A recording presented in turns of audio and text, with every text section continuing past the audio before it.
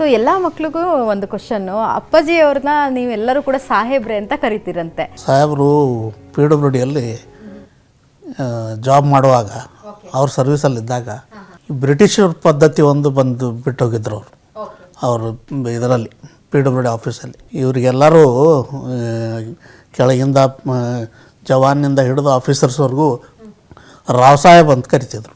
ಹಾಗಾಗಿ ಅದು ನಮಗೂ ಎಲ್ಲರಿಗೂ ಸಾಹೇಬರು ಅಂತ ಬಂದ್ಬಿಟ್ಟು. ಅಮ್ಮ ಮಾತಾಡ್ತಾ ಹೇಳ್ತಿದ್ರು, ಯಾರು ಕೂಡ ಅಪ್ಪಾಜಿ ಮುಂದೆ ನಿಂತು ಮಾತಾಡೋದಿಲ್ಲ, ಎದುರುತ್ತಾರೆ ಅಂತ ಅಂದ್ಬಿಟ್ಟು. ಯಾಕೆ ಆ ಭಯ? ಭಯ ಅಂತಿಲ್ಲ, ರೆಸ್ಪೆಕ್ಟ್ ಅದು. ಸೊ ರಾಜಕೀಯನೂ ಕೂಡ ಏನೂ ಚರ್ಚೆ ಮಾಡಲ್ಲ ಅಂತ. ಒಂದು ರಾಜಕಾರಣದಲ್ಲಿ ನಮ್ಮ ಬಾಯಿ ಎಷ್ಟು ಗೌಪ್ಯವಾಗಿ ನಾವು ಇಟ್ಕೊಳ್ತೇವೆ ಅಷ್ಟು ಮುಂದೆ ಹೋಗ್ತೇವೆ ಅನ್ನೋದು ಅದರಿಂದ ಕಲ್ತೇವೆ ಅಪ್ಪರಿಂದ. ಆ ಕಾರಣಕ್ಕೆ ಅವ್ರು ಯಾವುದೂ ವಿಷಯನೂ ಹೇಳೋದಿಲ್ಲ. ಅವರು ಈಗ ಆಗಿದ್ದ ಘಟನೆಯನ್ನು ಇನ್ನೊಂದು 15 ವರ್ಷ 20 ವರ್ಷ ಬಿಟ್ಟು ಆವಾಗ ಮೆಲ್ಕು ಹಾಕ್ತಾರೆ ಅಷ್ಟೆ. ಸರ್, CM ಆಗುವಂಥ ಕನಸು ಒಂದೇ ಒಂದು ಲೈನಲ್ಲಿ ತಪ್ಪೋಗಿತ್ತು ಅಂತಕ್ಕಂಥದ್ದು. ಮುಗಿದೋದು ಶಾಯದ್, ಈಗ ಚರ್ಚೆ ಮಾಡಿ ಏನು ಪ್ರಯೋಜನ. ಸೊ ನಿಮ್ಮಗಳಿಗೂ ಕೂಡ ಆ ಕನಸಿದೆಯಾ? ಅಪ್ಪಾಜಿಯವರ ಕನಸು ನನಸಾಗಬೇಕು ಅನ್ನೋ ಆಸೆ ಇದೆಯಾ? ಕನಸು ನಮ್ಮದು ಯಾರ್ದು ಇಲ್ಲ ರೀ. ಅದು ನಮ್ಮ ಫ್ಯಾಮಿಲಿ ಮೆಂಬರ್ ಆಗಲಿ ಯಾರ್ದು ಕನಸಿಲ್ಲ. ಅವ್ರು ಸಾರ್ವಜನಿಕ ಜೀವನದಿಂದ ಮೇಲೆ ಬಂದವರು, ಸಾರ್ವಜನಿಕರದ್ದು ಅದು ಆಸೆ ಇದೆ ಹೊರತು ನಮ್ಮ ಫ್ಯಾಮಿಲಿ ಮೆಂಬರ್ಸದ್ದೇನಿಲ್ಲ. ಏನೇ ಅವರು ಇವತ್ತು ಮುಖ್ಯಮಂತ್ರಿ ಆದರೂ ನಮ್ಮ ತಂದೆಯವರೇ, ಅವರು ಸಾಮಾನ್ಯ ಮನುಷ್ಯನಾಗಿದ್ದರು ನಮ್ಮ ತಂದೆಯವರೇ.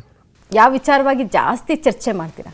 ನಮ್ಮ ಮನೇಲಿ ಹೆಂಗಿದೆ ಅಂದರೆ, ನಾವು ಏನೇ ಮಾಡೋದಿದ್ರೂ ಅವ್ರಿಗೆ ಗಮನಕ್ಕೆ ತಂದು ಅವ್ರ ಒಪಿನಿಯನ್ ಕೇಳೇ ಮಾಡೋದು, ಹಾಗೆ ಯಾವುದೂ ಮಾಡೋದಿಲ್ಲ. ಸೊ 4 ಜನ ಗಂಡ್ಮಕ್ಳು ಮತ್ತು ಅಪ್ಪಾಜಿಯವರು ಅಷ್ಟು ಜನ ಸೇರಿದಾಗ 5 ಜನ ಇರ್ತೀರಾ ನೀವು ಇಷ್ಟು ರೂಮಲ್ಲಿ ಅಂದ್ಕೊಳ್ಳಿ. ಅವಾಗ ಜಾಸ್ತಿ ಮಾತಾಡೋ ವಿಚಾರ ಏನು? ಅವ್ರು ಎಲ್ಲರೂ ಇದ್ದರೆ ಕೇಳೋದಷ್ಟೇ. ಹೊಲದಲ್ಲಿ ಏನು ಹಾಕಿದಾರೆ, ಹೊಲದಲ್ಲಿ ಏನು ನಡೆದಿದೆ, ವ್ಯಾಪಾರ ಹೆಂಗೆ ನಡೆದಿದೆ, ಅದಷ್ಟೇ ಮಾತು. ಸೊ ರಾಜಕೀಯವಾಗಿ ಯಾವ್ದಾದ್ರು ಸಜೆಷನ್ಸ್ಗಳನ್ನ ಕೊಟ್ಟಿದ್ದಾರಾ? ರಾಜಕೀಯವಾಗಿ ಅಂತ ಸಜೆಷನ್ ಏನಿಲ್ಲ. ಅವರು ನಮ್ಮ 4 ಮಂದಿಗೆ ಯಾವ ರೀತಿ ಇರಬೇಕಂತ ಒಂದು ಸರ್ಕಲ್ ಹಾಕಿಕೊಟ್ಟಿದ್ದಾರೆ. ನಾವು 4 ಜನನೂ ಅಣ್ತಂಬರು, ಆ ಸರ್ಕಲ್ ಒಳಗೆ ಇನ್ನೊಂದು ಸರ್ಕಲ್ ಹಾಕ್ಕೊಂಡಿದ್ದೇವೆ, ಅದೇ ರೀತಿ ಅದೇವು. ಸರ್ ಹಾಕಿರುವಂಥ ಸರ್ಕಲ್ನಲ್ಲಿರುವಂಥ ಕೆಲವೊಂದು ಅಂಶಗಳು, ಜನರ ಹತ್ರ ಹೆಂಗೆ ನಡ್ಕೊಳ್ಬೇಕು, ನಾವು ಸಾರ್ವಜನಿಕ ಜೀವನದಲ್ಲಿದ್ದವರು ಸಾರ್ವಜನಿಕ ಜೀವನದಲ್ಲಿ ಹೆಂಗಿರಬೇಕು ಅಂತ ಎಲ್ಲ ತುಂಬ ಸರಿ ಹೇಳಿದ್ದಾರೆ ಅವರು. ಅದೇ ರೀತಿ ನಾವು ಪ್ರಯತ್ನವನ್ನು ಮಾಡ್ತಾ ಇದ್ದೀವಿ.